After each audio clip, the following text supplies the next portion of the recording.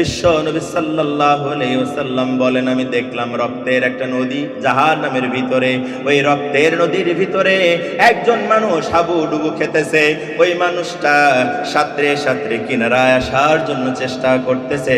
আর একজন লোক যে ওই রক্তের স্রোতধারা স্রোতস্বিনী নদীর তীরে একটা পাথর নিয়ে বসে আছে একজন লোক। ওই মানুষটা মানুষটা হাবুডুবু করতে করতে এসে কিনারায় যখন পৌঁছায়, তখন কিনারার এই মানুষটা এত জোরে তার মাথার বুক বরাবর পাথর মেরে দেয়, ওই পাথরে তার মাথাটা ছিন্ন ভিন্ন হয়ে যায়। আর এই পাথরের ধাক্কায় সে আবার নদীর মাঝখান পর্যন্ত পৌঁছে যায়, আবার আসে, আবার পাথর মারে, এভাবেই চলতে আসে। বিশ্বনবী বললেন, ও জিবরাইল, এই রকমের এই যে প্রচন্ড শাস্তিটা কার, কেন দেয়া হইতেছে? জিবরাইল আমিন বললেন, নবী গো, ও আল্লাহর নবী, যারা মানুষের ধন সম্পদ লুট করে, সুদী কারবারি করে, মানুষকে যারা প্রচন্ড অত্যাচার নিপীড়ন করত, সুদ খাইতো, আজকে ওদের জন্য রব্বুল আলামিন এই শাস্তির ব্যবস্থা করেছে। আবার বিশ্বনবীকে দেখানো হলো মুখটা চিকন, ভিতরটা বড়, দাউ দাউ করে আগুন জ্বলতেছে। সেখানে কিছু জুটি, কিছু কাপল, কিছু পুরুষ আর নারী ওই আগুনের ভিতরে দাউ দাউ করা ওই আগুনের ভিতরে জ্বলতেছে আর চিৎকার করতেছে। আর এই দৃশ্য দেখে বিশ্ব নবী বললেন, ও জিবরাইল, কারা এরা, কেন এত শাস্তি দেয়া হতেছে?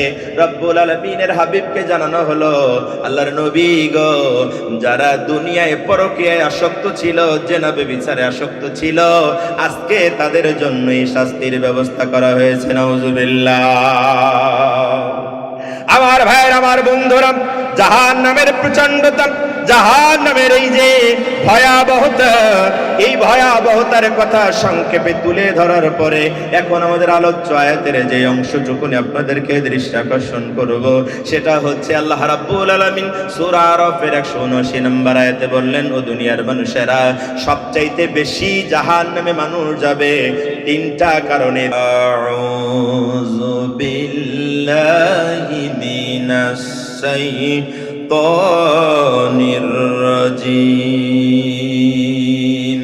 বিতাড়িত মরদুদ শয়তানের ওয়াসওয়াসা থেকে আল্লাহর কাছে পানাহ চাই। বিসমিল্লাহির রাহমানির রাহিম। পরম করুণাময় দয়ালু দাতা আল্লাহর নামে শুরু করছি। وَلَقَدْ جَرَأْنَا لِجَهَنَّمَ كَثِيرًا مِنَ الْجِنِّ وَالْإِنسِ। আর অসংখ্য জিন এবং ইনসানকে আমি জাহান্নামের জন্যই বাছাই করেছি বা সৃষ্টি করেছি। যদি প্রশ্ন করি কেন, আল্লাহ রাব্বুল আলামিন বলেন, লাহুম কুলুবুন লা ইয়াফকাহুনা বিহা। আমি ওদেরকে একটা অন্তর দিয়েছি, কিন্তু সেই অন্তর দিয়ে ওরা বিবেচনা করে না, ভাবে না। ওয়ালাহুম আ'য়ুনুন লা ইবসিরুনা বিহা। আমি ওদেরকে দৃষ্টিশক্তি দিয়েছি, চোখ দিয়েছি, কিন্তু তা দিয়ে ওরা সত্য দেখে না। ওয়ালাহুম আযানুন লা ইয়াসমাউনা বিহা। আমি ওদেরকে শ্রবণ শক্তি দিয়েছি, কান দিয়েছি, কিন্তু সে কান দিয়ে ওরা সত্য গ্রহণ করে না, শোনে না। আর এই তিনটা ইন্দ্রিয় কাজে না লাগানোর কারণে ওদের অবস্থা হচ্ছে এরকম। উলাইকা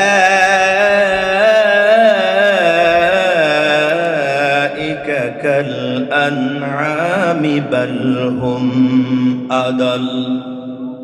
বরং ওরা তো চার পায়ে জানোয়ারের মতো, এমনকি তার থেকেও নিকৃষ্ট। আর তারা এই তিন ইন্দ্রিয় কাজে না লাগায়া পশুর চাইতে নিকৃষ্ট হয়ে গেল। তার কারণ কি?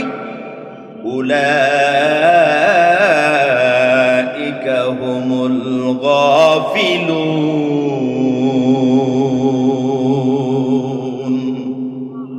আসলে ওরা হচ্ছে গাফেল, অলস, অমনোযোগী। আমি আপনাদের সামনে তেলাওয়াত করেছি সূরা আরাফ, সূরা আরাফের 179 নম্বর আয়াত আপনাদের সামনে তেলাওয়াত করেছি। এখান থেকে আমি সামান্য কিছু কথা আপনাদের সামনে উপস্থাপন করতে চাই। আয়াতটা নাজিলের প্রেক্ষাপট হচ্ছে এই, যাদেরকে আল্লাহ রাব্বুল আলামিন যাদের বিবেক দিলেন, কিন্তু বিবেক যারা কাজে লাগায় না বরং উল্টা পথে কাজ করে, কাজে লাগায়, আল্লাহ যাদেরকে চোখ দিয়েছেন, এই চোখ দিয়ে তারা বিশ্ব ব্রহ্মাণ্ডের সৃষ্টি রহস্য দেখেও যারা এই দৃষ্টিশক্তিকে কাজে লাগায় না, আল্লাহ রাব্বুল আলামিন যাদেরকে শোনার তৌফিক দিলেন, সে কান দিয়ে যারা রব্বুল আলামিনের আদেশ নিষেধ শোনে না বরং উল্টা কিছু শোনে, ওদের যে চরম পরিণতি, ওদের যে করুণ পরিণতি, তারই একটা ছবি আল্লাহ রাব্বুল আলামিন এখানে অঙ্কন করেছেন। সম্মানিত ভাই, তেলাওয়াতকৃত আয়াতে আমরা 4টা কথা পেয়েছি। কয়টা বলেন? 4টা। 1 নম্বর হচ্ছে অসংখ্য মানুষ আর জিন জাহান্নামী হবে। কয়টা কারণে? 3টা কারণে। ভালো করে বুঝবেন কিন্তু। অসংখ্য মানুষ আর অসংখ্য জিন জাহান্নামী হবে। আল্লাহ রাব্বুল আলামিন তাদেরকে জাহান্নামের জন্যই উপযুক্ত করেছেন। কয়টা কারণে? 3টা। একটা হচ্ছে তাদের বিবেক আছে কিন্তু কাজে লাগায় না। 2 নম্বর তাদের চোখ আছে কিন্তু চোখ দিয়ে সত্য দেখে না। 3 নম্বর তাদের শ্রবণ শক্তি আছে, কান আছে কিন্তু সত্য শোনে না। এরা চারপুয়ে জানোয়ারের মতো, এমনকি তার থেকেও নিকৃষ্ট। আর ওরা হচ্ছে গাফেল, অমনোযোগী। আমার ভাইয়ের, আমার বন্ধুরা খেয়াল করেন, আল্লাহ রাব্বুল আলামিন বললেন জিন আর ইনসান 3টা কারণে জাহান্নামে বেশি যাবে। প্রথমটা হচ্ছে হৃদয় কাজে না লাগানোর কারণে, দ্বিতীয়টা চোখ কাজে না লাগানোর কারণে, তৃতীয়টা কান কাজে না লাগানোর কারণে। তার মানে আমাদের আলোচনার বিষয় হচ্ছে এই 3টা, কিন্তু এই 3টার আগে আর একটা জিনিস আমাদের আলোচনায় প্রাধান্য পায়, সেটা হচ্ছে এই 3 কারণে মানুষেরা জাহান্নামে যাবে। তার মানে ওই জাহান্নাম কেমন জিনিস, জাহান্নামের ভয়াবহতা কত, ওই জাহান্নামের আসলে বিষয়টা কি, কেমন সেই জাহান্নাম, কেন জাহান্নামের ভয় রব্বুল আলামিন দেখাইলেন, কেন জাহান্নামের ব্যাপারে রব্বুল আলামিন সতর্ক করলেন, আর স্পেসিফিক ভাবে কেন এই 3টা অঙ্গ প্রত্যঙ্গের কথা, 3টা ইন্দ্রিয়ের কথা রব্বুল আলামিন কেন বললেন। তার মানে আমাদের আলোচনার পাঠ হবে 4টা। একটা হচ্ছে জাহান্নামের ভয়াবহতা, একটা হচ্ছে হৃদয়ের কাজ, 3 নাম্বার হচ্ছে চোখের কাজ, কেন আল্লাহ চোখ দিলেন, আর 4 নাম্বার হচ্ছে কান, কেন আল্লাহ কান দিলেন, কেন সাবধান করলেন এই অঙ্গ প্রত্যঙ্গের ব্যাপারে। কথা বুঝেছেন কিনা?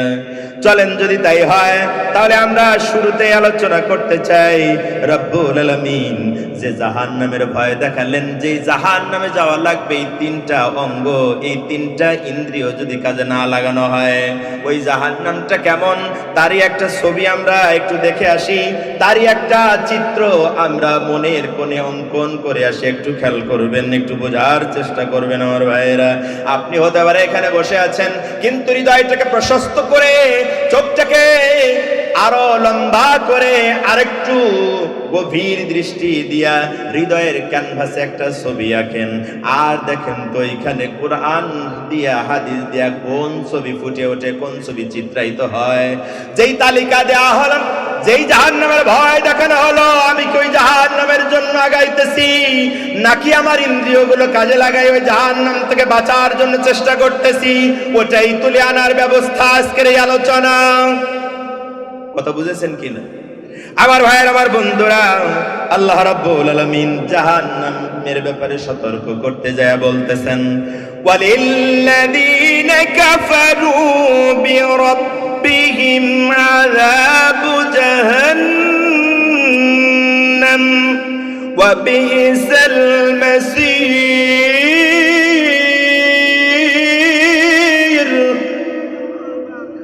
সূরা মুলক 67 নম্বর সূরার 6 নম্বর আয়াতে আল্লাহ রাব্বুল আলামিন বলেন, যে সব লোক তার রবকে অস্বীকার করেছেন। কথা বুঝতেছেন আমার? আল্লাহ রাব্বুল আলামিন বলেন যে সব লোক তার রবকে অস্বীকার করেছে, তাদের জন্য রয়েছে জাহান্নামের শাস্তি। আর বিসাল মাসির, ওই জাহান্নাম বড় খারাপ জায়গা। জাহান্নাম কেমন জায়গা ভাই? প্রচন্ড খারাপ জায়গা। আমরা বললাম রাব্বুল আলামিন জাহান্নাম খারাপ জায়গা, এটা বুঝলাম, তবে কেমন খারাপ? কেমন খারাপ?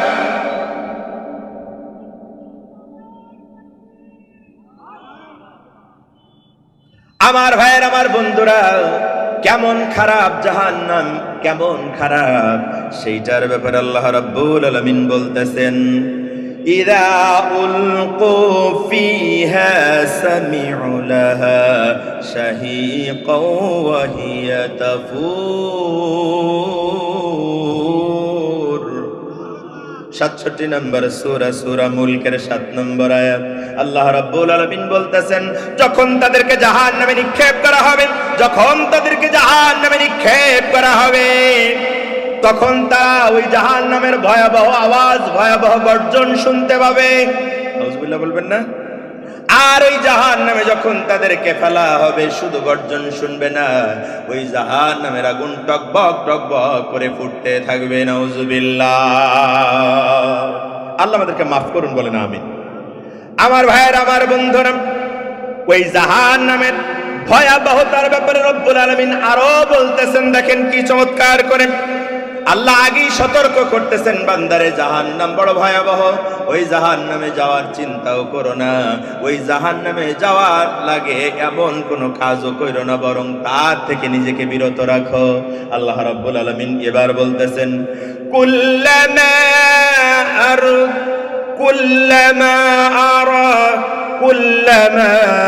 أرادوا أن يخرجوا منها من غم أعيدوا فيها إلى آخر الآية। আল্লাহ রাব্বুল আলামিন বলেন, যখন জাহান্নাম থেকে তারা বের হতে চাইবে, তো বের হওয়ার জন্য যখন চেষ্টা করবে, জাহান্নামীরা জাহান্নামের আযাব সহ্য করতে পারবে না, বের হওয়ার যখন চেষ্টা করবে, আল্লাহ রাব্বুল আলামিন বলেন, তখন তাদেরকে আবার ধরে ঠেলে ওই জাহান্নামে প্রবেশ করিয়ে দেয়া হবে, আর বলা হবে, এই জাহান্নামের প্রচন্ড আযাব এখন গ্রহণ করতে থাকো, আস্বাদন করতে থাকো। বলেন নাউজুবিল্লাহ। এবার রব্বুল আলামিন আরো সতর্ক করতেছেন, খেয়াল করেন। আল্লাহ রাব্বুল আলামিন বলেন, ফাত্তাকু নারাল্লাতী ওয়াকুদুহান নাসু ওয়াল হিজারা উইদ্দাত লিল কাফিরিন।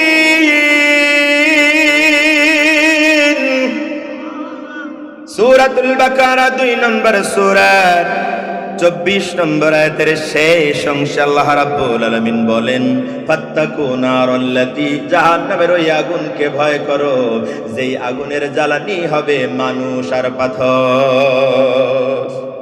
জাহান্নামের জ্বালানি হবে কি ভাই? মানুষ আর আমরা কারা? বলেন না যে আমরা কারা? তার মানে জাহান্নামের জ্বালানি হওয়ার ভয় আছে না নাই? এখন ভালো করে বোঝেন। আল্লাহ রাব্বুল আলামিন বলেন, মানুষ আর পাথর হবে জাহান্নামের জ্বালানি। তার মানে বোঝা গেল, কিছু মানুষ আর কিছু পাথর দিয়ে জাহান্নামকে উত্তপ্ত করা হবে, জ্বালানো হবে। আমাদের বাড়িতে মায়েরা বোনেরা চুলা জ্বালায় না? চুলা যে জ্বালায়, তো চুলা জ্বালানোর উদ্দেশ্য কি ভাই? রান্না বাড়া করা নাকি এমনি আন্দাজে জ্বালায় চুলা? চুলা জ্বালানোর উদ্দেশ্য কি? রান্না বাড়া করা। এখন আল্লাহ রাব্বুল আলামিন বললেন, আমি মানুষ আর পাথরকে দিয়ে জাহান্নামের আগুন, মানুষ আর পাথরকে জাহান্নামের জ্বালানি বানাবো। তার মানে বোঝা গেল, রব্বুল আলামিন কিছু পাথর আর কিছু মানুষ দিয়ে জাহান্নামের আগুনকে আরো প্রজ্বলিত করবেন, জ্বালাবেন। এখন আমাদের প্রশ্ন, রব্বুল আলামিন, তুমি যে জাহান্নামের আগুন জ্বালাইতেছো, প্রস্তুত করতেছো, এটা কাদের জন্য জাহান্নামের আগুনটা তুমি বানাইতেছো? আল্লাহ রাব্বুল আলামিন তখন বলেন, উইদ্দাত লিল কাফিরিন, এটা অস্বীকারীদের জন্য আমি প্রস্তুত করতেছি। জাহান্নামের আগুন কাদের জন্য বলেন? অস্বীকারীদের জন্য। জাহান্নামের আগুন কাদের জন্য ভাই? অস্বীকারীদের জন্য, কাফেরদের জন্য। এখন আমরা বললাম রব্বুল আলামিন কোন জিনিস অস্বীকার করলে কাফের হয় মানুষ, আর ওই কাফেরদের জন্য তুমি জাহান্নাম প্রস্তুত করতেছো, যেই জাহান্নামের প্রচন্ড গর্জন হবে, যেই জাহান্নামের আগুন টকবক করে ফুটতে থাকবে, যেই জাহান্নামের ব্যাপারে তুমি সতর্ক করতেছো, যেই জাহান্নাম বড় খারাপ জায়গা বলে তুমি বলতেছো, ও আমাদের রব ওই জাহান্নাম তো কাফেরদের জন্য বানাইতেছো। আমাদের জানতে বড় মন চায় কাফের কারা, কিভাবে মানুষ কাফের হয়ে যায়, অস্বীকারী আসলে কারা, কি অস্বীকার করলে পরে তুমি জাহান্নামের আগুন দিয়ে জ্বালাবা। ঠিক কিনা বলেন? কাফের কারা বলেন তো? কি অস্বীকার করলে কাফের হয়? ওই যে ইহুদি খ্রিস্টান হিন্দু বৌদ্ধ নাসারা আছে, ওদের আমরা পাইকারিদের কাফের বলি, ওই তো কাফের। আবার কি প্রশ্ন করেন জানেন না? বুঝে গেলে না রে, ওটা তো আছেই, কিন্তু এইখানের উদ্দেশ্য আলাদা।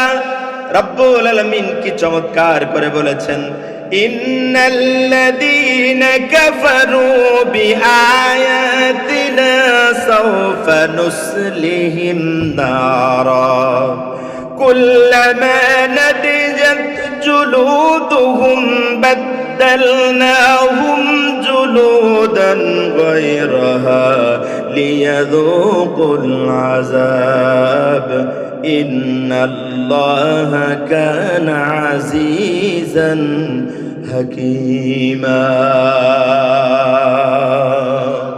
আল্লাহ রাব্বুল আলামিন 4 নম্বর সূরা নিসার 56 নম্বর আয়াতে বলেন, সারা দুনিয়ার মানুষেরা ইন্নাল্লাযীনা কাফারু, ওরা নিশ্চিত কাফের।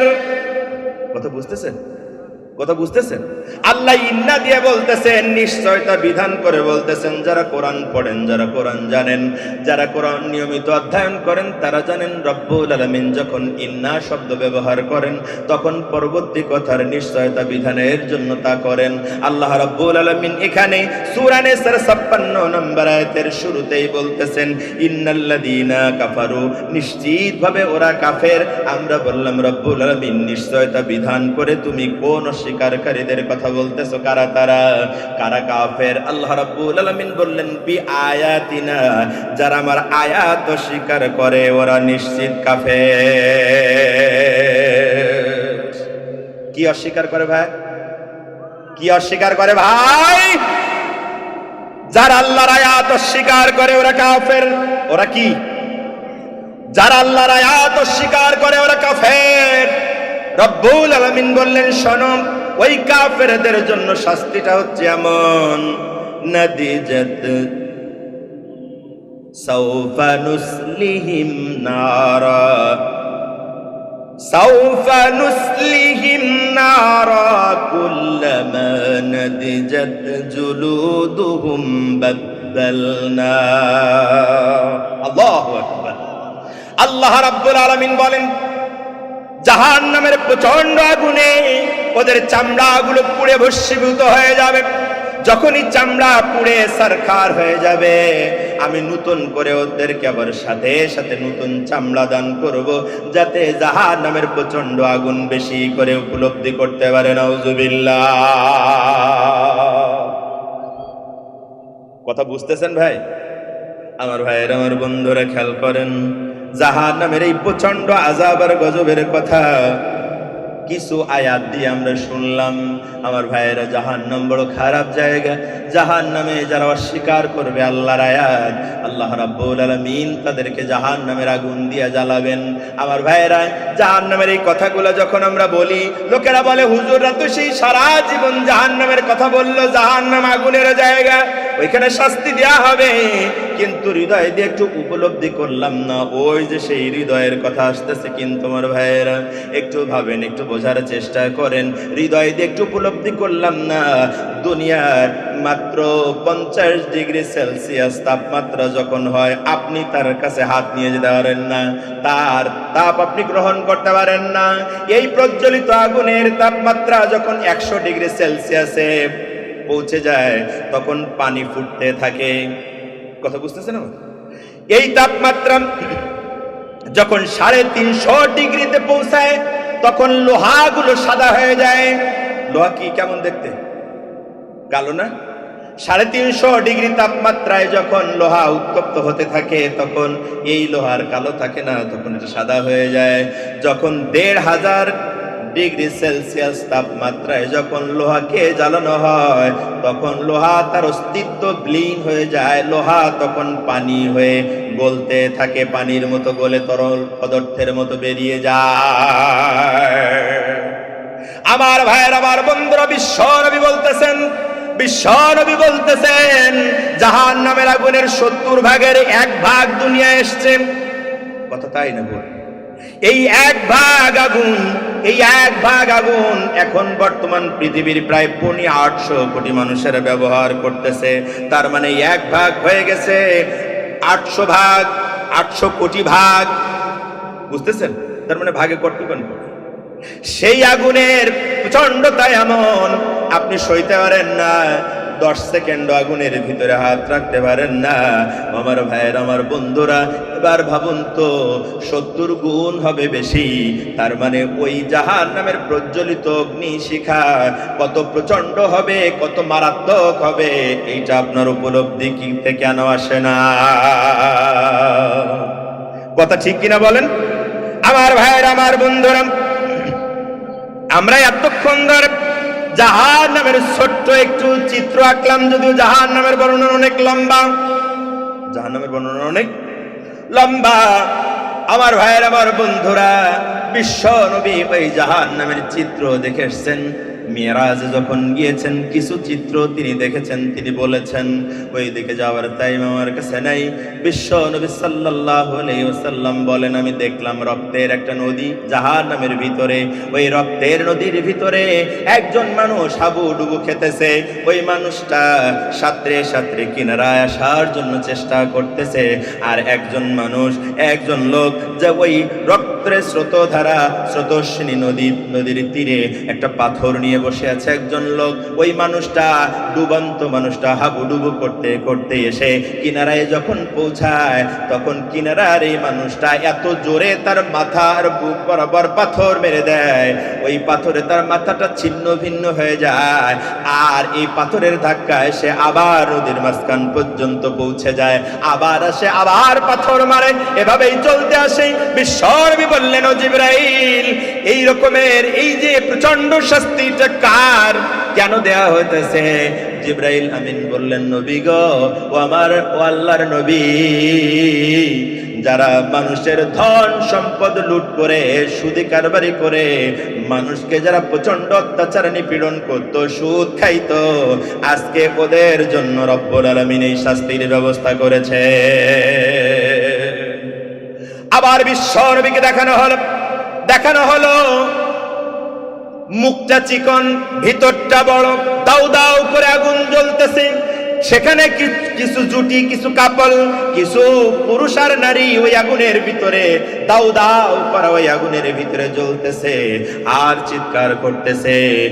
আর এই দৃশ্য দেখে বিশ্ব নবী বললেন, ও জিবরাইল, কারা এরা, কেন এত শাস্তি দেয়া হতেছে?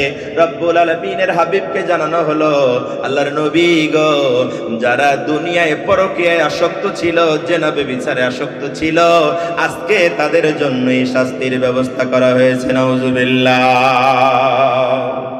আমার ভাইয়ের, আমার বন্ধুরা, জাহান্নামের প্রচন্ডতা, জাহান্নামের এই যে ভয়াবহতা, এই ভয়াবহতার কথা সংক্ষেপে তুলে ধরার পরে এখন আমাদের আলোচ্য আয়াতের যে অংশটুকুনি আপনাদেরকে দৃষ্টি আকর্ষণ করব, সেটা হচ্ছে আল্লাহ রাব্বুল আলামিন সূরা আরাফের 179 নম্বর আয়াতে বললেন, ও দুনিয়ার মানুষেরা, সবচাইতে বেশি জাহান্নামে মানুষ যাবে 3টা কারণে, 3টা অঙ্গের মিসবিহেভিয়ারের কারণে, 3টা ইন্দ্রিয়ের খারাপ ব্যবহারের কারণে মানুষেরা সবচেয়ে বেশি জাহান্নামে যাবে। তার প্রথমটা হচ্ছে কি? প্রথমে বলেছিলাম আমি কয়টা? একটা হচ্ছে অন্তর বিবেক, 2 নম্বর হচ্ছে চোখ, 3 নম্বর হচ্ছে কান। এখন আমরা এই বিবেকটাকে নিয়ে একটু কথা বলবো। আমার ভাইয়ের, আমার বন্ধুরা, একটু খেয়াল করেন, একটু বোঝার চেষ্টা করেন। আল্লাহ রাব্বুল আলামিন আমাদেরকে বিবেক দিলেন, দিয়েছেন না দেন নাই? কথা কয় না? হ্যাঁ, দিয়েছেন না দেয়নি?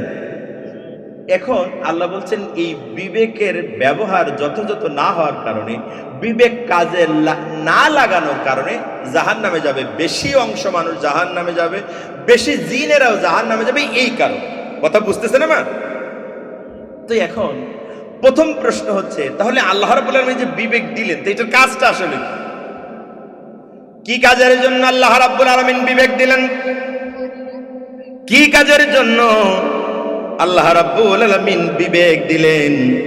সেটা জানার জন্য আল্লাহ রাব্বুল আলামিন ব্যবস্থা করেছেন। আল্লাহ রাব্বুল আলামিন কোরআনুল কারীমে বলেন, আফালাম ইয়াসিরু ফিল আরদি ফাতাকুনা লাহুম কুলুবুন ইয়াকিলুনা বিহা। আল্লাহু আকবার বলেন। সূরা হজ 22 নম্বর সূরা 46 নম্বর আয়াতে আল্লাহ রাব্বুল আলামিন বলেন, তারা কি পৃথিবীর বুকে ভ্রমণ করে না, যার ফলে তারা উপলব্ধি করতে পারে, হৃদয় এবং শ্রবণ শক্তি দিয়ে তারা উপলব্ধি করতে পারে। তার মানে এই আয়াত দিয়ে বুঝলাম হৃদয়ের প্রথম কাজ হচ্ছে উপলব্ধি করা, বুঝতে পারা, ধারণ করা। কথা বলেন ঠিক কিনা? হৃদয় দিয়ে আল্লাহ রাব্বুল আলামিন উপলব্ধি করতে বলতেছেন। কি করতে বলতেছেন? উপলব্ধি করতে বলতেছেন। হৃদয়ের আরো কাজ দিয়েছেন। হৃদয়ের একটা অনুভূতি আছে, ওই অনুভূতিকে জাগ্রত করার জন্য আল্লাহ রাব্বুল আলামিন বলছেন। আল্লাহ রাব্বুল আলামিন সেই কথাটাও কোরআনুল কারীমে কি চমৎকার করে বলছেন, ইন্নামাল মুমিনুনা আল্লাযীনা ইযা যুকিরাল্লাহ وجلت قلوبهم وإذا تليت عليهم آياته زادتهم إيمانا وعلى ربهم يتوكلون।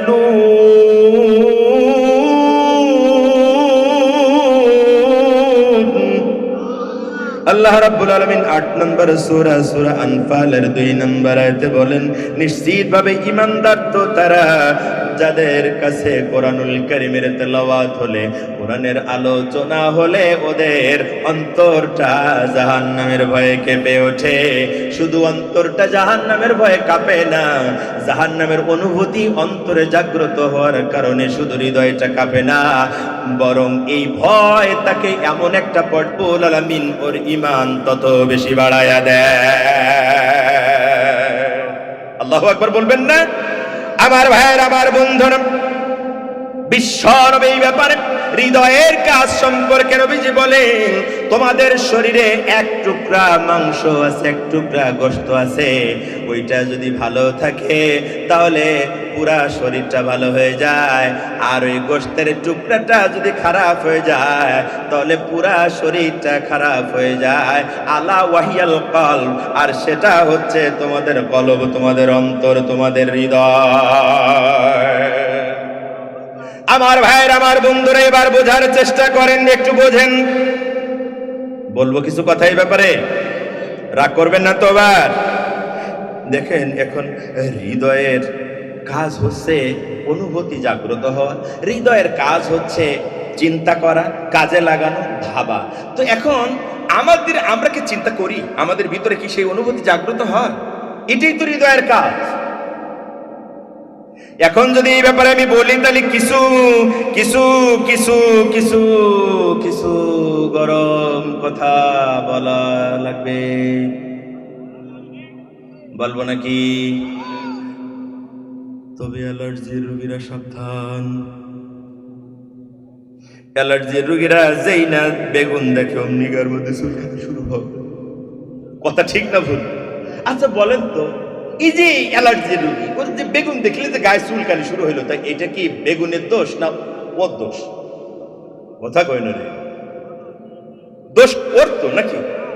ও উল্টা পাল্টা কাম করে অ্যালার্জি বাঁধাইছে, তাতে তো বেগুনের তো দোষ হওয়ার কথা না। কথা ঠিক না ভুল? এখন আমি যে কইলাম অ্যালার্জি রোগীরা সাবধান, তার মানে হচ্ছে এখন যে কথাগুলো বলবো তা শুনলে যাদের কোরআনের ব্যাপারে, আলেমদের ব্যাপারে অ্যালার্জি রোগ আছে, কলেরার রোগ আছে হৃদয়ে, ওদের কিন্তু একটু জ্বালা যন্ত্রণা, চুলকানি হবে, তা দিয়ে কিন্তু বেগুনের রস বন্ধ করে যাবে না। ঠিক কিনা বলেন? আমার ভাইয়ের, আল্লাহ রাব্বুল আলামিন বললেন, যাদেরকে হৃদয় দিয়েছি কিন্তু হৃদয় কাজে লাগায় না, যাদেরকে অন্তর দিয়েছি ওই অন্তর যারা কাজে লাগায় না, ওরা জাহান্নামে যাবে, জাহান্নামে যাবে, জাহান্নামে যাবে। আল্লাহ রাব্বুল আলামিন ওই হৃদয় দিয়ে কোরআন শুনতে বললেন, ভালো কিছু উপলব্ধি করতে বললেন, কিন্তু আমরা দেখলাম এইটার সবচাইতে মিসইউজ হচ্ছে, এইটার সবচাইতে বেশি খারাপ ব্যবহার হচ্ছে। কিছু মানুষের আচরণ দেখে মনে হয় না যে ওর অন্তর বলে কিছু আছে। ঠিক কিনা বলেন? কিছু মানুষকে রাজপথে পিটিয়ে, সাপের মতো পিটিয়ে হত্যা করা হয়, এরপরে আবার ইতর জানোয়ারের মতো ওদের লাশের উপরে উঠে নাচানাচি করে। আর এই দৃশ্য যারা টেলিভিশনে দেখে মজা পায়, আমরা বুঝতে পারি ওদের হৃদয় বলে কিছু নাই। ওদের সম্পর্কে আল্লাহ রাব্বুল আলামিন বলেন, উলাইকা কাল আনআমি বাল হুম আদল। ওই মানুষগুলা যাদের হৃদয় জাগ্রত হয় না, যাদের হৃদয়ে ভালোবাসার উদ্রেক হয় না, যাদের হৃদয়ে অন্যের কষ্টের কারণে ব্যথিত হয় না, ওইগুলা কোনো মানুষ হতে পারে না।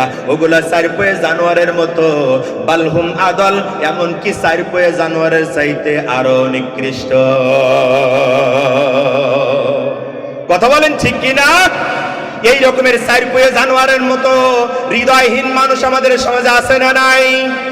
একটা মেয়েকে ধর্ষণ করে, একটা অপ্রাপ্ত মেয়েকে ধর্ষণ করার পর তার খায়েশ যখন মিটে যায়, তখন চিন্তা হয় এখন ধরা পড়ে যাব। এই মানুষটা মনুষ্যত্ব কতটা হারিয়ে ফেলেছে, ও যে চারপয়ে জানোয়ারের চাইতেও নিকৃষ্ট। তার প্রমাণ হচ্ছে এখন ওই মেয়েটার হাত কাটে, পা কাটে, গলা কাটে, মাজার থেকে কেটে ফেলায় 10-12 টুকরা করে, এরপরে বাথরুমের ভিতরে ঢুকিয়ে দেয়, অথবা বস্তার ভিতরে করে নিয়ে কোন নর্দমায় ফেলে দেয়।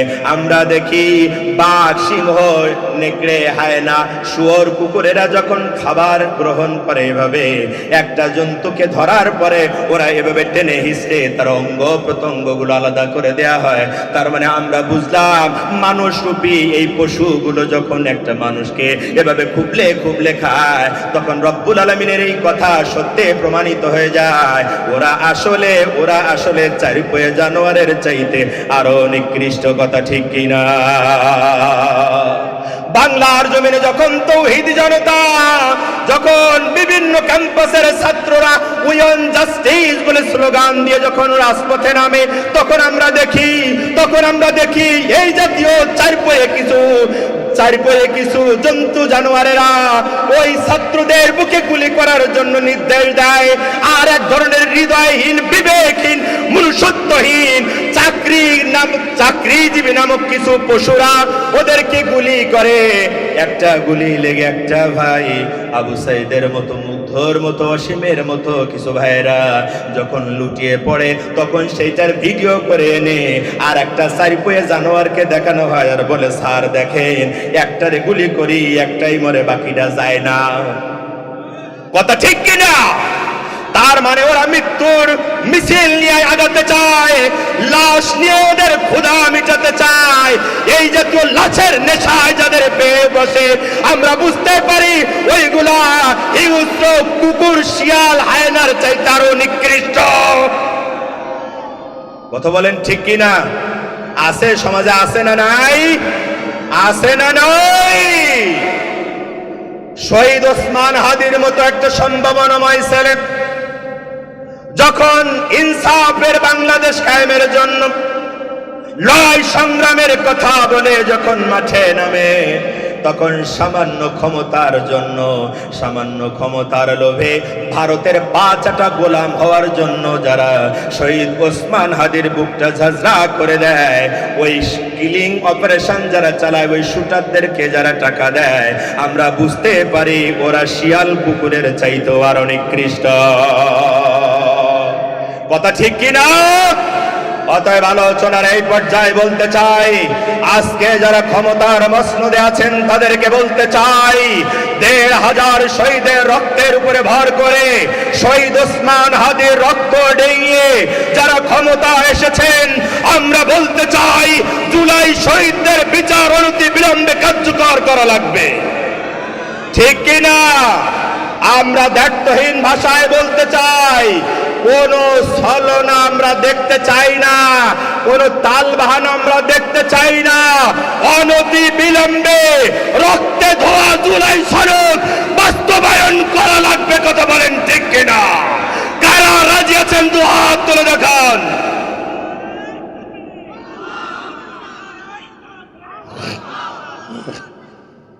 আমার ভাইয়ের, আমার বন্ধুরা, যাদের বিবেক আছে, যাদের বিবেক আছে তাদেরকে সাবধান করতে চাই, এই সাধারণ বাঙালিদেরকে সংবিধানের হাইকোর্ট দেখাবেন না। ঠিক কিনা বলেন? যারা এই বাঙালিকে বেশি সংবিধান আর হাইকোর্ট দেখাতে চেয়েছে, ওরা রান্না করে ভাত খেতে পারে নাই, ভাত ফেলে তাদের পেয়ারা ভারতে যাওয়া লেগেছে। অতএব আমাদের নতুন করে ময়দানে নামতে বাধ্য করবেন না। আপনাদের বিবেক যদি কাজে না লাগে, তাহলে সূরা আরাফের এই আয়াত অনুযায়ী আপনাদেরকে কিন্তু জাহান্নামে যাওয়া লাগবে। আমাদের যেহেতু বিবেক জাগ্রত আছে, তাই আপনাদের সাবধান করলাম। কালকে সকালবেলা যেন আবার হাসানুল্লাহ জিয়াদিরে চার দোকানে বসে যেন আবার গোষ্ঠী উদ্ধার করে ফেলেন না। আছে নাকি নেই এরকম পাবলিক? আমার ভাইয়ের, আমার বন্ধুরা, খেয়াল করেন, বিবেক যদি থাকতো, বিবেক যদি থাকতো, বিবেক যদি থাকতো, তাহলে ভাই হয়ে বলবো বলবো যেটুকুন সাঙ্গা হয়েছেন ওটুকুন ফিউজ হয়ে যায় কিনা তাই ভাবতেছি। বিবেক যদি থাকতো, বিবেক কিসের কথা বলতেছি? যে তিন কারণে বেশি জাহান্নামে যাবে তার প্রথমটা বিবেক, অন্তর। বিবেক যদি থাকতো, বিবেক যদি থাকতো, তাহলে ছোটবেলায় যেই বোনটা খাবার নেয়া খেলে পরে ভাই ওই বোনটাকে ঘাড়ে করে নিয়ে বাজার পর্যন্ত যাইতো, দোকান পর্যন্ত যাইতো, খাবার কিনে দিত, তারপরে নিজে মাখায়া বোনের গালে ভাত তুলে দিত। যদি বিবেক থাকতো, বিবেক থাকতো, ২০-২৫ বছরের ব্যবধানে বাপের জমি অন্যায়ভাবে নিজের নামে লিখে নিয়ে ওই বোনটাকে ফাঁকি দিতে পারত না। আছে না নাই? প্যারালাইজড বাবা এখন আর ঘরে জায়গা হয় না, সিঁড়ির নিচে ভাঙা খাটে ঘুমায়। কয়দিন ধরে আঙ্গুর খাওয়াইছে, কয়দিন ধরে সন্দেশ খাওয়াইছে, কয়দিন ধরে একটু সেবা যত্ন করেছে। বাপ এখন আর কথা বলতে পারে না, শুধু হাঁ হু করে আর ইশারা করে ছেলেটার দিকে আর বৌমার দিকে দেখায়। ওই বৌমাটা বারবার কাছে আসে, একটু আদর যত্ন করে, একটু খাওয়ায়। ওই বৌমাটার প্রতি আজকে দুর্বল হয়েছে। ছোটবেলায় যেমন যেই ভাইটা আদর করে খাওয়াইতো, ওর পরে ছোট বাচ্চারা বেশি ভিড়ে যায়, বেশি ওর অনুগত হয়। কথা ঠিক কিনা? শিশু মতো হয়ে যায় বাবা যখন বৃদ্ধ। এই বৃদ্ধ বাবাটাকে কয়েকদিন আদর যত্ন করবার পরে উকিলের কাছ থেকে একটা দলিল লিখে নিয়ে এসছে। এখন রাতের গভীরে প্যারালাইজ বাবা কথা বলতে পারে না, স্ত্রীকে সাথে নিয়া ছেলে সন্তান এখন বাপের হাতে কালি লাগায়া এই দলিলের টিপসই মাইরা গোষ্ঠী শুদ্ধ লিখিয়ে নিয়া পাগল ভাইটার বোনটাকে যে ঠকায়, মনে রাখবেন ওইটা মানুষ হতে পারে না, ওইটা মানুষ হতে পারে না, ওইটা হচ্ছে উলাইকা কাল আনআমি বাল হুম আদল। ঠিক কি না? ওই ভাইটা আসলে চার পায়ে জানোয়ারের মতো, এমনকি তার থেকেও নিকৃষ্ট। আছে না নাই? আছে না নাই? আমার ভাইরা, যেহেতু আলোচনা লম্বা করা যাবে না, আমি এই সুযোগে আমার মায়েদের জন্য, বোনেদের জন্য একটুখানি কথা তুলে আনতে চাই। আনবো? এটাও বিবেকের খাতিরে, এটাও বিবেকের ব্যবহার অনুযায়ী একটু খেয়াল করবেনই ঘটনাটা। আমার মায়েরা, বোনেরা, আমার ভাইয়ের, আমার বাবাজিরা, মৃত্যুর আগ পর্যন্ত ভুলে যাওয়া যাবে না। মৃত্যুর আগ পর্যন্ত ভুলবেন না। আপনার জীবন থেকে তুলে আনা একটা ঘটনা এখন বলতেছি, আপনার বিবেককে জাগ্রত করার জন্য বলতেছি, আপনার বিবেকটাকে কাজে লাগানোর জন্য বলতেছি। সংসারে আমরা যারা সংসার করি, অনেক সময় আমরা বিবেকটারে কাজে লাগাই না, বরং বিবেকের বিরুদ্ধে আচরণ করি। আছে না না? আছে না নাই? আছে না নাই? সন্তান আলাদা হয়ে যায় বাবার সাথে। গরুর গোশত রান্না হয়েছে, বাবা মা আলাদা। গরুর গোশতে রান্নার সেন্ট বাবা মার নাক পর্যন্ত আসে। কিন্তু এমন অনেক কুলাঙ্গার সন্তান আছে, দরজা বন্ধ করে নিজের সন্তানের স্ত্রীকে নিয়ে খায়, গোশতের একটা বাটি বাপ মার জন্য যায় না।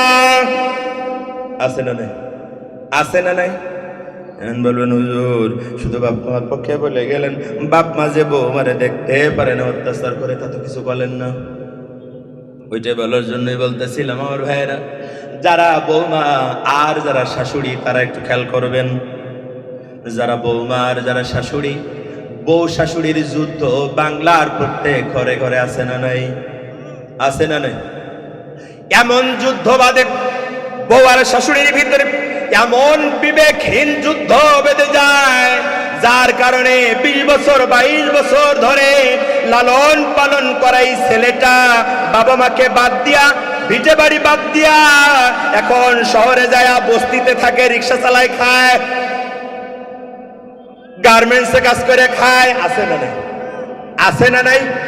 কারণ কি? দোষটা কার? শাশুড়ি না বৌমার? বলেন, দোষটা কার? শাশুড়ি না বৌমার? হ্যাঁ, কয়েকজন বলেছে বৌমার দোষ। এটাই হচ্ছে বাংলার আবহমান কাল ধরে শুনে আসা একটা বিষয়, যে দোষটা আসলে সব বৌমার, শাশুড়ির কোনো দোষ নাই। ঠিক না? আমার কাছে তা মনে হয় না। আমার কাছে মনে হয় দোষটা উভয়ের। আমার কাছে মনে হয় দোষটা উভয়ের। বৌমা 18-20 বছর বাবার বাড়িতে থাকার পরে শ্বশুর বাড়িতে যখন যায়, তখন এই মেয়েটা ও বৌমাটা কেন মানতে পারো না? বাবা মাকে ফেলে এসছো 100 মাইল দূরে, আজকে যে শ্বশুর শাশুড়ির কাছে এলে, ওই শ্বশুর শাশুড়িটাকে কেন বাবা আর মা হিসেবে গ্রহণ করতে কেন পারো না? উল্টো দিকে আবার শ্বশুর শাশুড়িকে বলতে চাই, ও শ্বশুর আর শাশুড়ি, তোমার মেয়েটাও তো 100 মাইল দূরে কারো ঘরের পুত্রবধূ, ঠিক কি না? যে মেয়েটা 20-22 বছর কারো ঘরের মেয়ে থাকার পরে তোমার ঘরে বৌমা হয়ে যে আসলো, ওই মেয়েটাকে বৌমার আসন থেকে সরায়া কেন কন্যার আসন, মেয়ের আসনে বসাইতে কেন পারলে না? ঠিক কি না? এটা যদি হতো, এটা যদি হতো, তাহলে আজকের এই চিত্র চেঞ্জ হয়ে যেত, বদল হয়ে যেত। আমার ভাইয়েরা, আমার বন্ধুরা, আগে একটা সময় বলতাম সব দোষ হচ্ছে বৌমার আর বৌমার মার। আছে দোষ, আমি অস্বীকার করি না, দোষ আছে, কিন্তু শ্বশুর শাশুড়ির এইখানে একটু কেয়ারফুলি হ্যান্ডেল করা দরকার ছিল। এ তো সেই মেয়েটা যে আমার বাড়িতে বৌমা হয়ে এসছে, তো সেই মেয়েটা, যেই মেয়েটা যখন মেট্রিক, যখন এসএসসি তে পড়তো, ফার্স্ট ইয়ারে সেকেন্ড ইয়ারে পড়তো, স্কুলে যাওয়ার সময় হয়ে গেছে, ও যখন বোরকা পড়তো, স্কার্ফ মারতো, খাওয়ার সময় নেই, তখন ওর মা ভাত মাখাই নিয়ে প্লেটটা হাতে ধরে এক গাল করে ওর গালে উঠায় দিত, ওর মুখে উঠায় দিত। আর মেয়েটা ড্রেস আপ করতো স্কুলে যাওয়ার জন্য। ও থালা ধুইতে পারে না, প্লেট ধুইতে পারে না, রান্না করতে পারে না, ভাত বেড়ে কিভাবে দিতে হয় বা খেতে হয় এটাও জানে না। ও কাপড় চোপড় পরিষ্কার করতে পারে না, ও বোঝে না সিচুয়েশন, কখন কার মেজাজ কেমন হয়, কখন কাকে খাবার দেওয়া লাগে, কখন কার জন্য চা বানানো লাগে, কখন কার জন্য নাস্তা রেডি করা লাগে, এইটাও বোঝে না, ও জানে না, কারণ এই অভিজ্ঞতা ওরে নেই। ও ছিল বাবা মায়ের আদরের দুলালি, আদর আর যত্নে মানুষ হয়েছে। আজকে হঠাৎ করে একটা সময় একটা ছেলে টোপর মাথায় দিয়ে এলো বাবার বাড়িতে, বিয়ে করে নিয়ে চলে গেল, আর দেখা হলো না বাবা মায়ের সাথে কত দূরে তাদের অবস্থান। এই মেয়েটা যখন চলে গেল শ্বশুর বাড়িতে, এখন যায় ও বোঝে আমার কিছু দায়িত্ব পালন করা লাগবে, ওই দায়িত্ব পালন করতে যায় ওর ভুল হওয়াটাই স্বাভাবিক। কথা বলেন না কেন? ও ভুল করবে, এটাই হচ্ছে বাস্তবতা। যদি ভুল না করে তাহলে বুঝতে হবে ও বাস্তবতার বাইরের লোক। কথা ঠিক কিনা বলেন? ও ভুল করবে, অন্যায় করবে, ও কিছু ক্ষতি করবে, কিন্তু এই ক্ষতিটা যখন হয়ে যায় এই না জানার কারণে, এই কমিউনিকেশন গ্যাপটা যখন তৈরি হয়ে যায়, খেদমতটা যখন ঠিক মতো হয় না, কাজটা যখন ঠিক মতো হয় না, তখন বিবেক বর্জিত কিছু শ্বশুর আর শাশুড়ি আসে, তখন এই মেয়েটাকে তার বাবা মা তুলে গালি দেয়। আছে না নাই? আছে না নাই? শুধু গালি দেয় তাই না, ছেলে বাড়ি আসলে বাবা একরকম বলে, মা আর একরকম বলে। এই ছেলেটা পরে বিপদ বেকায়দায় এতক্ষণ মানুষকে, মানুষের সামনে মানুষের প্রয়োজন মিটিয়েছে, বিভিন্ন রকমের কথা শুনে ওর মাথা গরম। সংসারে এসেছিল, বাড়িতে এসেছিল একটু প্রশান্তির জন্য, আশা ছোটে মা এমন কিছু কথা বলে, বাবা এমন কিছু কথা বলে, মেজাজটা আরো গরম হয়ে যায়। ও ভালো মন্দ বুঝতে না পেরে এই নবাগত মেয়েটাকে ও মেরে বসে। কথা বলেন না কেন? ঠিক না ভুল? আমার ভাইয়েরা, আমার বন্ধুরা, কিন্তু যদি শ্বশুর আর শাশুড়ি একটু মানবিক হতেন, একটু হৃদয়টাকে যদি কাজে লাগাইতেন, তাহলে এইটা থেকে বের হয়ে আসা যাইতো। আমার ভাইয়ের, আমার বন্ধুরা, এই যে বকাঝকা করলেন, একটু বিবেকটারে কাজে লাগান। যারা শ্বশুর, যারা শাশুড়ি, যারা বৌমা, তাদেরকে বিবেক কাজে লাগানোর জন্য বলি, একটু বিবেক কাজে লাগান, একটু বিবেক কাজে লাগান। আপনি যে বকাঝকা করেছেন, জাত তুলে গাল দিয়েছেন, বাবা মা তুলে গাল দিয়েছেন, এই মেয়েটা প্রচন্ড কষ্ট পেয়েছে। ওর চোখ দিয়ে ফোঁটা ফোঁটা পানি পড়ে, এই চোখ দিয়ে ফোঁটা ফোঁটা পানি পড়া চোখ নিয়া ও চুলার কাছে যায় আপনার জন্য আবার খাবার রান্না করে, নাস্তা বানায়, আবার কাজ করে, আবার হাতের দিকে তাকায়, হাতটা ব্যথা হয়ে যায়, লাল হয়ে যায়, তারপরে চোখ মুছে আবার কাজ করে, আবার খাবার রান্না করে আপনার সামনে নিয়ে যায়। কিন্তু দেখা যায় কিছু পাষাণ, হৃদয়হীন, বিবেকহীন শ্বশুর শাশুড়ি আছে, ওরা খাবারটা রান্না করা খাবার পেয়ে খেয়ে ঘরে চলে যায়, বৌমা খাইলো কিনা একবারও খবর নেয় না। এই মেয়েটা তখন আরো কষ্ট পায়, কারণ আপনি কেন বোঝেন না, আপনার মেয়েটাও আপনার পরিবারে এই রকমের অন্যায় করত, এরকমের কিছু ক্ষতি করত, এই রকমের কিছু ভুল কাজ করত, যার কারণে সংসারে বিভিন্ন ঝামেলা তৈরি হতো। তখন আপনি তো মা হিসাবে, আপনি তো বাবা হিসাবে ওই মাইটাকে বকাঝকা করতেন। কত ঠিক কিনা? মেয়েটা একটু ক্ষতি করেছে, এমন বকা দিয়েছেন, এমন ঝাঁকুনি দিয়েছেন, এমন মেজাজ গরম করেছেন, মেয়েটা অভিমান করে আর খাবার খায় না, তার রুমে যে দরজা বন্ধ করে দিয়ে বসে থাকে। কথা ঠিক কিনা? আপনি চলে গেছেন দুপুরবেলা বকাঝকা করে বাজারে, যতক্ষণ সন্ধ্যা এলেন, রাতের খাবারটা নিয়ে টেবিলে যখন বসলেন, তখন আপনি আপনার স্ত্রীকে শুনতেছেন, এই যে তাবাসসুমরে বকছিলাম, এই যে তামান্নারে বকছিলাম, ওকে খাইছে রাতের খাবার, কয় না দুপুরেরটাও খাই নাই, রাতেরটাও খাই নাই। আমি বহুবার গেছি তার দরজার সামনে, বহুবার নক করেছি তার জানালায়, কোনোভাবেই সে দরজাও খোলে নাই, জানালাও খোলে নাই, শুধু ফুপিয়ে ফুপিয়ে কান্নার আওয়াজ এসেছিল ঘর থেকে। ও বলেছিল, কেন আব্বু আমারে এতটা বকলো, এইটুকুন সামান্য অপরাধের কারণে? আমি খাবো না আর ভাত, আমি আর তোমাদের খাবার খাবো না, দু চোখ যেদিকে চাই চলে যাব। এই কান্না বিজড়িত কণ্ঠের আওয়াজটা মা শুধু শুনেছে, কোনোভাবেই রাত অবধি তাকে ঘর থেকে বের করতে পারে নাই। এরকমের অবস্থা আমাদের পরিবারগুলোতে ঘটে নাকি ঘটে না? কথা বলেন না কেন? ঘটে কি ঘটে না? অহরহ ঘটে। এবার যারা বাবা একটু খেয়াল করেন, যেই বাবা এতক্ষণ খাবার টেবিলে ভাত মাখাইছেন, এখন কই বাবা খাবারের লোকমাটা কি আর গালে উঠায় না? উঠায় না। বাবা খাবার লোকমাটা প্লেটে রেখে মেয়ের দরজায় যে নক করে, ও মেয়ে, ও আমার কলিজার টুকরা সন্তান, দরজাটা খুলে দাও। মেয়ে তখন বলে, না খুলবো না, তুমি আমারে বকছিলে মনে নাই? বাবা আবার বলে, না খোলো, কথা আছে তোমার সাথে, আমি খাবো না। মেয়ে বলে, বাবা আবার কাতর কণ্ঠে বলে, মা তোর ভালোর জন্য বকেছিলাম, তারপরও যদি তুই কষ্ট পেয়ে থাকিস, এই ব্যাপারে আমি তোর সাথে কথা বলতে চাই, তুই দরজাটা একটু খুলে দে। মেয়ে তারপরেও খোলে না। বাপ যতক্ষণ মেয়ে দরজা না খোলে, পৃথিবীর এমন একটা বাপও নাই মেয়ের উপরে রাগ করে মেয়ের দরজা থেকে সরে যায়। ঠিক কিনা বলেন? এরপর আবার যখন বলে বাবা, বিনয় করে যখন মেয়ে দরজাটা খুলে দেয়, মেয়ে দরজাটা যখন খুলে দেয়, বাবা মেয়েকে জড়ায় ধরে তার ঘাড়ের উপরে হাত দিয়ে খাবার টেবিলে এনে বসায়, পাশে চেয়ারটাতে বসায়া বাবার মাখানো ভাত মেয়ের গালে উঠায় দেয়। মেয়ের চোখ দিয়ে ফোঁটা ফোঁটা পানি পড়ে, না জানি অজান্তে বাবার চোখ দিয়েও 2-1 ফোঁটা ঝরে যায়। ঠিক কিনা বলেন? মেয়েরে বুঝায়, মা এই ক্ষতিগুলা করা যাবে না, এই কাজগুলা করা যাবে না, এইগুলা করতে হবে, এইগুলা করতে হবে, কারণ তোমার শেষ পরিণতি হচ্ছে তোমার একটা সংসার হবে, তোমার একটা জায়গায় যেতে হবে, কিছু শিক্ষা তোমার গ্রহণ করতে হবে। এটা ভুল হয়েছিল তাই বকেছি। আমার ভাইয়ের, আমার বন্ধুরা, যারা শ্বশুর আর শাশুড়ি, এবার একটু তাদেরকে বলি, একটু বিবেকটারে কাজে লাগান। এই মেয়েটা রাত্রে না খেয়ে যখন ছিল, ওর বাবা শত কষ্ট করে এসে ওরে জোর করে ঘর থেকে বের করে খাবারটা নিয়ে ওর মুখে উঠায় দিয়েছিল। আজকে তুমি শ্বশুর, তুমি শাশুড়ি, আজকে তুমি শ্বশুর শাশুড়ি, আজকে যারা তোমরা বৌমাটার প্রচন্ড ধমক দিলে, প্রচন্ড বকাঝকা করলে, এমনকি তার বাপ মা তুলে পর্যন্ত গালি দিলে, এমনকি তার বাপ মারে পর্যন্ত অভিযুক্ত করলে, তার ভদ্রতা শিখাই নাই, কাজ শিখাই নাই বলে, কথা বলেন না কেন?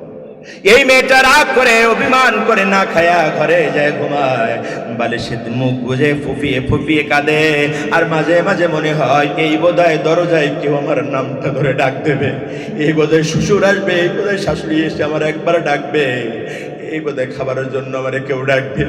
কিন্তু ও আশাহত হয়, ওর হৃদয়টা ভেঙে চুরমার হয়ে যায়। কিছুক্ষণ পরে ও টের পায় শ্বশুর আর শাশুড়ি খাবারটা খেয়ে নিজের ঘরে যে ঘুমিয়ে পড়েছে। ওই মেয়েটা তখন আহত হয়, ওই মেয়েটার কলিজা ফেটে যায়। তখন ফোনটা নিয়ে আব্বারে ফোন দেয়, ফোন করে শুধু বলে হ্যালো, বলে আব্বা বলে একটা ডাক দেয়। ওই মেয়েটার কণ্ঠ দিয়ার কোনো কথা বের হয় না, শুধু কান্নার আওয়াজ আসে।